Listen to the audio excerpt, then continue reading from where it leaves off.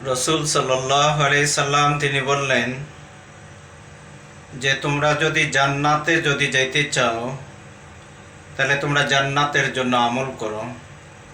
তো হযরত সাহাবা ইকরাম রাদিয়াল্লাহু তাআলা আজমাইন তারা জিজ্ঞাসা করলেন, ইয়া রাসূলুল্লাহ, কি আমল করলে আমরা জান্নাত লাভ করতে পারবো?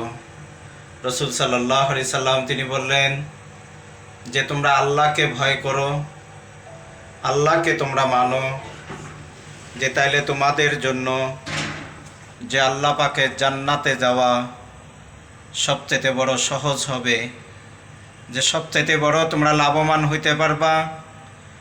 এই জন্য বন্ধুরা, আসুন আমরা আল্লাহ পাকের জান্নাতে আমরা যাইতে চাই।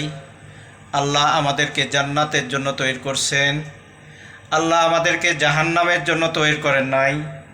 এই জন্য আমরা সবাই জান্নাতের জন্য ফিকির করি।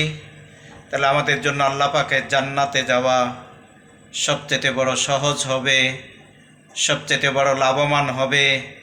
আমরা সবচেয়ে বড় জান্নাতের মালিক হইতে পারবো। সুবহানাল্লাহ।